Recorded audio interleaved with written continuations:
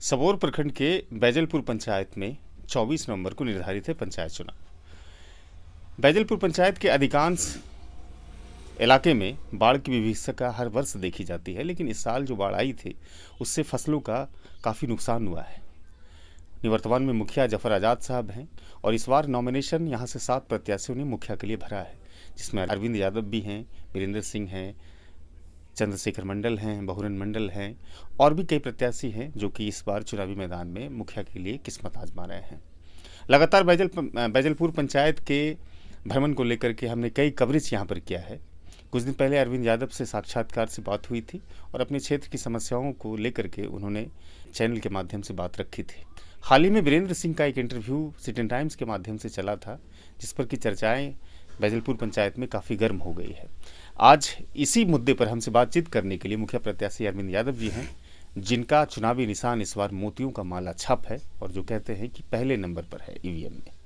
और ये समझने की कोशिश करते हैं कि यहाँ पर पावर ग्रिड से लेकर के सबौर से लेकर के कुरपट अमडाण होते हुए सिवायटी तक जो पथ का निर्माण किया गया है, इसका असली कौन है जिम्मेदार? अरविंद जी, हाल ही में जब इंटरव्यू चली तो उस पर कहे गए कि पावर ग्रिड और ये जो पथ है यहाँ से सिवायडी से लेकर के सबौर तक में अलग अलग प्रत्याशियों ने क्रेडिट लेने की बातचीत कही है। इस पर आपकी प्रतिक्रिया क्या है?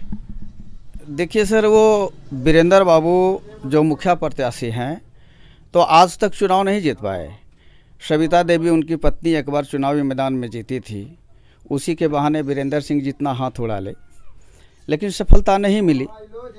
दूसरी बात है कि ये पावर ग्रिड की जो बार बार बात करते हैं, पावर ग्रिड उनके बाप की जिम्मेदारी थोड़े है और पावर ग्रिड बनवाने का उनको शक्ति कहाँ है। पावर ग्रिड जब प्रोजेक्ट अपने बिहार सरकार से जब यहाँ आया हुआ था तो दर दर वो ज़मीन के लिए भटक रहे थे। तो वीरेंद्र सिंह को अगर ज़्यादा अपना पावर ग्रिड बनवाने का शौक़ था तो अपने ज़मीन में क्यों नहीं बनवा लिए। ये देखिए, स्कूल का ज़मीन था, जब ज़मीन नहीं मिला तो स्कूल में ज़मीन हमारा बाप दादा दान में दिया है और राज्यपाल को लिखे हैं और उसी ज़मीन में ये क्या कहते हैं पावर ग्रिड बना है। तो पावर ग्रिड की जब बात करते हैं कि वीरेंद्र सिंह में इतनी बड़ी शक्ति है तो हमको लगता है कि उनको तो विधायक से लड़ना चाहिए था। ये मुखिया का पौधान पकड़ करके क्यों लटक जाते हैं।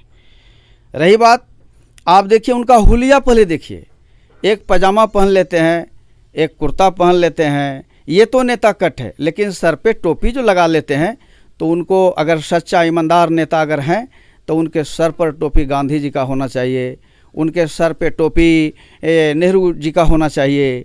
यहाँ देखते हैं कि पजामा कुर्ता 55 का पहन लेते हैं और टोपी 55 का लगा लेते हैं। ये जो राजपुर मुरहन पथ की जो बात करते हैं तो ये कोई बाप की जागीर नहीं है। ये दरअसल बात है कि ये बहाना ढूंढते रहते हैं कि किसी तरह हम चुनाव जीत जाएं, किसी तरह चुनाव जीत जाएं।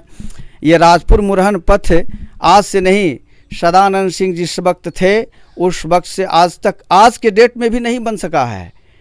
और ये कहते हैं कि हम बनवा दिए हैं, हम बनवा दिए हैं।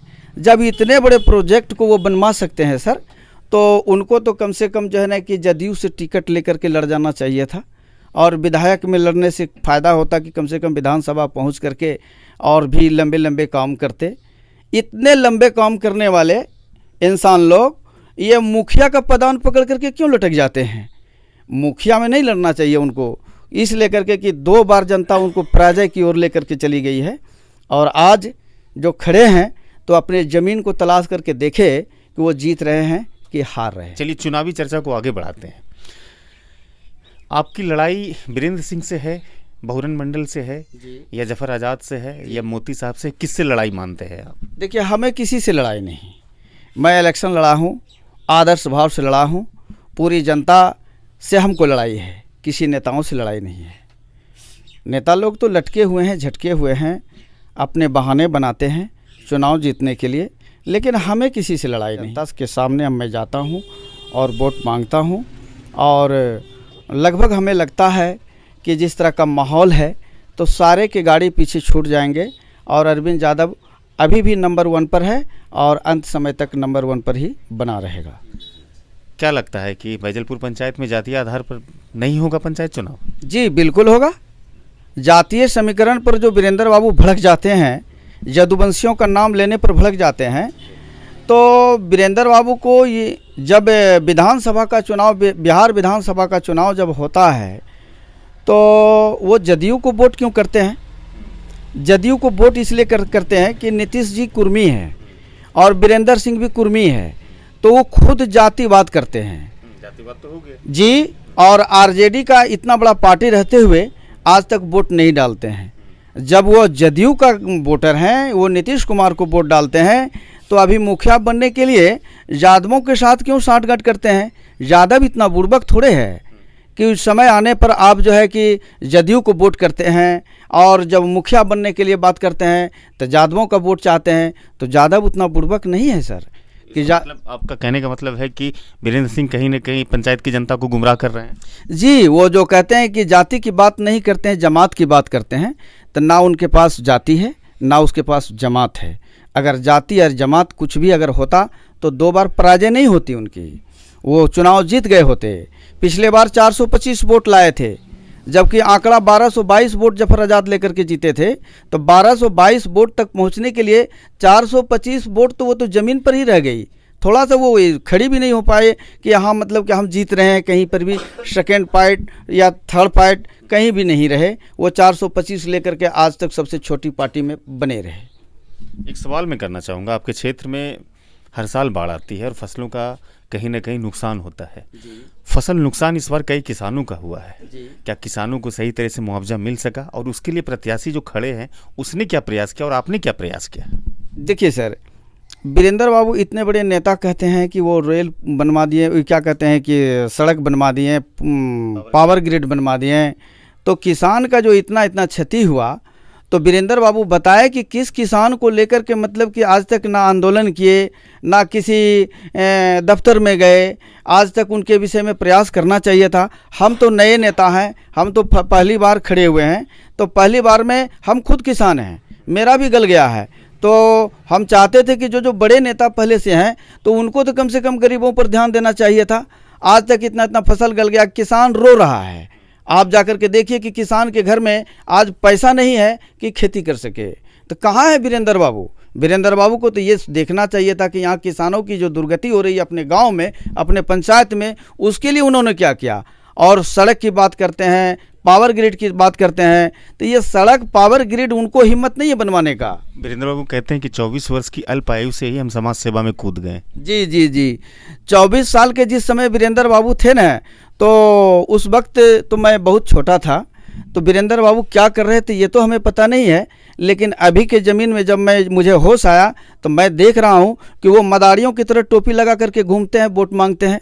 तो जनता मदारियों को वोट देने के लिए इस बार नहीं चाह रही है, वो वोट करेक्ट वोट देगी जो जनता के लिए संघर्ष करने के लिए तैयार है, जो कि उत्तेजित हो कि मैं विकास को गाड़ी को लेकर के आगे बढ़ूँगा, जनता उसके लिए तैयार है। और वो मदारियों के पीछे डपली बजाने के लिए जनता इस बार तैयार नहीं है सर। शिक्षा की बात आपने पहले इंटरव्यू में कही थी, साक्षात्कार में बात कही थी, लेकिन अभी तक बैजलपुर पंचायत में किसी प्रत्याशी ने शिक्षा पर बात नहीं कही है, इसकी क्या कारण? देखिए, इस लेकर के नहीं की कि जो खुद अपने बच्चे को शिक्षित नहीं कर रहा है, जो अपने घर को शिक्षित नहीं कर रहा है, तो वो स्कूल की शिक्षा की बात क्यों करेंगे। और मेरा मानना है कि अपने पंचायत में जितने भी स्कूल हैं, अगर उस स्कूल को अगर सही दिशा अगर दे दिया जाए तो मैं समझता हूँ कि मेरे पंचायत में किसी भी चीज़ की ज़रूरत नहीं पड़ेगी, वो खुद अपने आगे बढ़ कर के आसमान तक चले जाएंगे। चुनाव को लेकर के अभी डोर टू डोर जा रहे हैं, लोगों से बातचीत कर रहे हैं, किस तरह का लग रहा है आश्वासन आपको, किस तरह का भरोसा मिल रहा है क्षेत्र के लोगों से? देखिए, यहाँ के लोग अच्छे हैं और सच्चे हैं, और जहाँ अच्छे और सच्चे होते हैं वहाँ इरादे भी नेक होते हैं और काम भी अच्छे होते हैं। अरविंद यादव आज जो मुखिया चुनाव में लड़े हैं, तो सबसे पहले अजीत पंडित को इस मैदान में लेकर के वो खड़े थे और अजीत पंडित को सफलता भी हासिल करवाए हैं। दूसरी बार उनकी पराजय थोड़ी सी वोट से हुई थी, और तीसरी बार मैं लड़ रहा हूं, और मेरे साथ में तमाम जनता का आशीर्वाद है। और ख़ास करके जातीय समीकरण पर जो भड़कते हैं वीरेंद्र राव, तो आप सर कभी इंटरव्यू में उनसे पूछिएगा कि जातीय समीकरण कहाँ चला जाता है। आज सिद्दीकी जी विधायक बने तो मुसलमान लोग उनको वोट दिया, और क्या यादव लोग वोट दिया उनको। यादव इस लेकर के वोट दिया कि उनका आला कमान जो है कि लालू यादव थे। तो वीरेंद्र बाबू चले गए जदयू में। तो इस तरह से अगर समीकरण देखा जाए तो जातीय समीकरण बिल्कुल होता है। बड़े बड़े इलेक्शन, लोकसभा हो, विधानसभा हो, बड़े बड़े लीडर लोग जो टिकट बांटते हैं तो वो अपने जातीय समीकरण के आधार पर ही बांटते हैं। मैं आपको करेक्ट कर देना चाहता हूँ, जातीय आधार पर उत्तर भारत में तो बिल्कुल चुनाव होता है, चाहे संसदीय चुनाव हो या फिर विधानसभा चुनाव हो, लेकिन स्वीकारते कोई नेता नहीं है कि हम जातीय आधार पर राजनीति करते हैं। सब कहते हैं जमात की बात करते हैं हम, लेकिन होती तो जातीय आधार पर ही है चुनाव। देखिए, बहुरन मंडल की ज़मीन को अगर देखा जाए तो बहुरन मंडल वो बिल्कुल ही नेतागिरी करने लायक नहीं है, इस लेकर के कि लिखने पढ़ने की उनके पास कोई क्षमता नहीं है। ये पावर ग्रिड की बात क्यों करते हैं? हमें तो लगता है कि इस पंचायत में जो 5 साल जो उप प्रमुख रह करके वो प्रखंड में कुर्सी लगा करके 14 पंचायत को जो देख रहे थे, तो बैजलपुर पंचायत को, मैं अपने पंचायत को मैं देख रहा हूँ कि आज तक बहुरन मंडल एक भी काम नहीं किया। और पावर ग्रिड और रोड की बात ये लोग जो बार बार ले आते हैं, तो बहुरन मंडल में अगर इतनी ही क्षमता है तो चुनावी मैदान में खड़े हैं, पावर ग्रिड के नाम पर उन्हें वोट मिलता है तो वो जीत करके दिखा दें। अच्छा, बहुरन मंडल ये भी कहते हैं कि जब हम उप प्रमुख बने तो पूरे सबौर प्रखंड में राशन सही तरीके से वितरण नहीं होता, लाभुकों को नहीं मिलता था, लेकिन जब हम बने तो इसमें कहीं ना कहीं संतुलन पैदा किए, यानी कि नियमित रूप से भ्रष्टाचार को खत्म कर दिए हम। दूसरा चीज़ कहते हैं कि मनरेगा के तहत हमने कई तालाब की खुदाई की है, सच्चाई क्या है? देखिए, सच्चाई है कि ये जन वितरण प्रणाली की जहाँ तक बात कर रहे हैं, तो जन वितरण प्रणाली में उन्होंने जितनी बड़ी धांधली की, उस धांधली का पर्दाफाश मैं करना चाहता हूँ कि यहाँ पर डीलर हमारे यहाँ 3 थे। एक गंगाधर गोस्वामी थे, एक अशोक पंडित थे और एक मोहम्मद अली अभी वर्तमान में हैं। तो इन्होंने क्या किया कि डीलरों के पॉकेट में हाथ डालना शुरू किया सर। जी हुआ क्या कि डीलरों के पास में ये इनका जो है बोल रहे थे कि हमको 20,000 रुपया का महीना हमें चाहिए, जी प्रति माह चाहिए, तब तो डिलीवरी चलने देंगे। तो उन लोगों के पास में कोई विकल्प नहीं था। उन्होंने कहा कि हम 20,000 नहीं दे सकते हैं।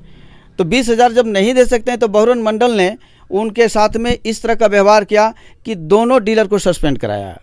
ये क्या कहते हैं कि अशोक पंडित को, गंगाधर गोस्वामी को, ये दोनों को बर्खास्त करा करके और स्वयं अपने जाति में, आप देखिए अपने मंडल समुदाय में डीलर बना करके बिल्कुल एकदम पंचायत को दिखा दिया है कि जो है कि जो भी है तो हमारा ही जात है। जातिवाद पर आ जाते हैं और हम लोग जब जातिवाद पर आते हैं तो भड़क जाते हैं।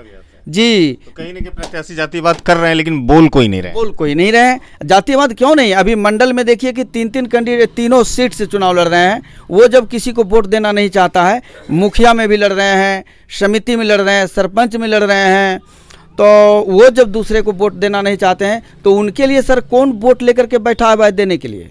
बहुरन मंडल जी 3 पदों पर लड़ रहे हैं चुनाव। बहुरन मंडल जी मुखिया में लड़ रहे हैं, लेकिन मंडल समाज की बात मैं कर रहा हूँ। तो मंडल में 3 मुखिया है और 3 समिति है और 2 सरपंच है। अब वोटों की संख्या 700 भी नहीं पहुँच पाते हैं। तो ये जातीय समीकरण को अगर देखा जाए तो ये लोग खुद महाभारत कर रहे हैं। उनके महाभारत से जदुवंशियों को कोई मतलब नहीं है। जदुवंशियों के पास कोई बंटवारा नहीं है।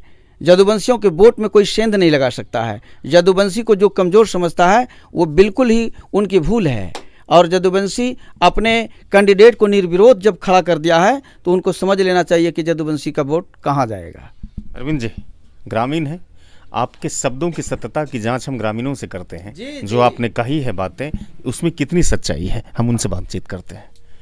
बाबा, आपका नाम क्या है? गनोरी शर्मा। गनोरी शर्मा, अच्छा कारपेंटर हैं आप? हम कारपेंटर हैं। ये पावर ग्रिड, ये सबौर मुरहन जो पथ है, मनरेगा की खुदाई के तहत तालाब और जन वितरण प्रणाली की दुकानों को नियमित तरीके से, सुचारू तरीके से भ्रष्टाचार मुक्त करके चलाना, ये तमाम जो क्रेडिट यहाँ के प्रत्याशी ले रहे हैं कि हमने करवाया, हमने किया है, इसकी सच्चाई क्या है? इसकी सच्चाई तो झूठ सब बात है, कर पाता है कुछ नहीं। अभी देखिए पानी सप्लाई हमारे घर में न लेने लगा है, नल जल के तहत। हाँ, नल जल के तरह लगबे नहीं किया है, न यहाँ लगा है न हमारा पुरनका घर पर लगा है, और तो सट के लगा है। क्या करता है ये लोग, कुछ करता कहाँ है? यानी अपनी वर्तमान मुखिया से नाखुश है, नाराज हैं, हम सब चीज़ से नाराज हैं। आपके घर तक पानी नहीं मिला, टैप्ड वाटर नहीं मिला है। वजह क्या रही, क्या कारण? मुखिया ने नहीं किया, वार्ड ने नहीं किया, किसने नहीं किया? नहीं किया है, सबने मिल करके नहीं किया है। परिवर्तन होगा इस बार?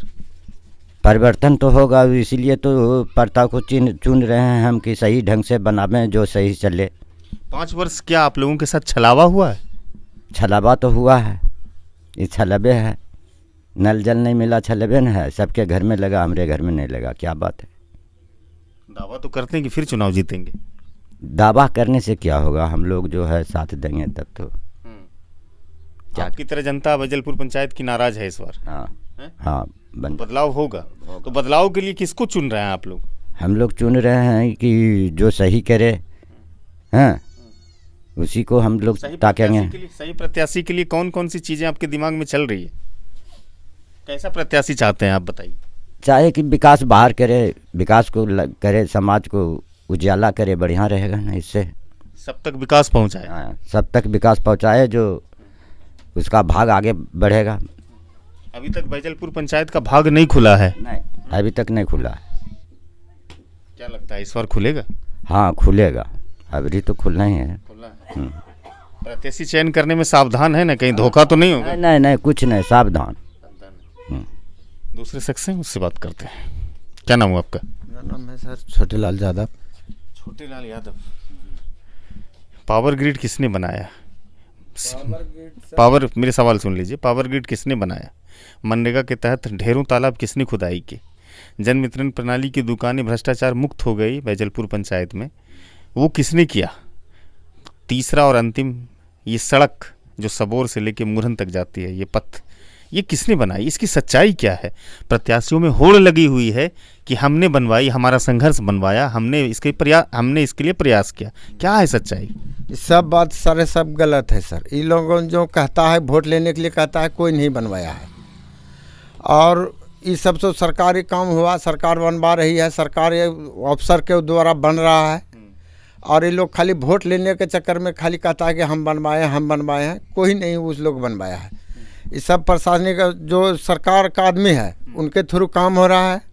और यहाँ का जो उनका कर्परदार है वो लोग करते हैं। वो लोग खाली वोट लेने के लिए ऐसा कहते हैं कि हम बनवाए हैं।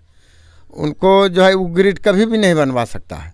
वो बनवाता तो और पहले बनवा देता, या उसका कभी जुगान भी नहीं है। तो ऐसे प्रत्याशियों को चुनने में सावधानी रहेगी? हाँ सर, हम लोग चुन रहे हैं अच्छा आदमी को, जो हमारे जैसे कि अरविंद बाबू हैं, तो हम लोग इनको तैयार किए हैं, इनको चुने हैं। अरविंद बाबू तो शिक्षा की बात करते हैं, किसानों की बात करते हैं, और साथ में ये भी कहते हैं कि मैं पहली बार किस्मत आजमा रहा हूँ। जी सर, हाँ पहले बार उतरे हैं मैदान में।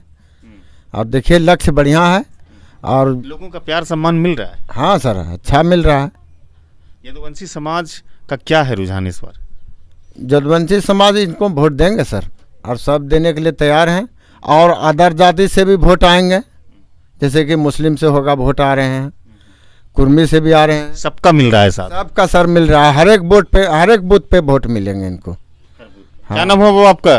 रामदास यादव। इसको छोड़ दीजिए, हम पकड़ लेंगे। रामदास यादव। अच्छा बाबू, तुम पीछे हट जाओ अभी। रामदास यादव, कहाँ के हैं आप? अमडाण के हैं। अमडाण के हैं ना। क्या होगा इस बार अरविंद यादव का भविष्य? एकदम उज्जवल होगा। उज्जवल होगा। हाँ, कैसे होगा बताइए। माना हर एक जाति से वोट आएगा। आपके पंचायत में तो जातिवाद चल रहा है। हाँ, जातिवाद भी चल रहा है, तो लेकिन हर एक जात से आएगा, मुसलमान से भी आएगा, और कुर्मी, गंगोता, लौवा, कमार, जो भी है सबसे आएगा, सबसे मिलेगा। जात की राजनीति अच्छी मानते हैं या जमात की राजनीति को अच्छी मानते हैं? न, हम तो दसगर्दा को अच्छी मानते हैं कि सबका वोट मिले तब हुआ, सबका साथ मिले, सबका साथ मिले, जो कि सरकार हमारा बढ़िया बने। अरविंद यादव जी के साथ इस बार सभी समुदाय के लोग ने विश्वास किया है। हाँ, विश्वास किया है। और पढ़े लिखे भी इतना कोई मुखिया जो खड़ा हुआ है, इतना पढ़े लिखे भी कोई नहीं है। क्वालिफाइड व्यक्ति हैं। हाँ, ये पढ़े लिखे विद्वान हैं और दिमाग है पक्की। जी शुक्रिया। जो प्रत्याशी ने क्रेडिट लेने की बातें कही थी कि हमने ये करवाया अपने संघर्षों से, उसको नकारते हैं और ये भी कहते हैं कि इतने बड़े संघर्षों को पंचायत चुनाव में उसे नहीं भजाना चाहिए था। इसके लिए विधायक और एमपी के चुनाव लड़ने चाहिए थे उसे। साथ में समर्थक भी कहते हैं कि ये जो क्रेडिट लेने की बात है प्रत्याशियों में, कहीं ना कहीं वो पूरी तरह से झूठ बातें हैं, सच्चाई से बिल्कुल बहुत दूर है। अरविंद यादव साथ में ये भी कहते हैं कि बाढ़ का से हर वर्ष हर साल हमारा क्षेत्र पूरी तरह से फसल बर्बाद कर देता है, लेकिन इस दिशा में कोई भी प्रत्याशी कदम नहीं उठाते हैं। चुनाव जीतना, घोषणाएं करना, अपने पक्षों में लोगों को रिझाना, ये तमाम चीज़ें भिन्न भिन्न हैं। इस वीडियो को खत्म करते हैं, मिलते हैं दूसरे वीडियो में। धन्यवाद।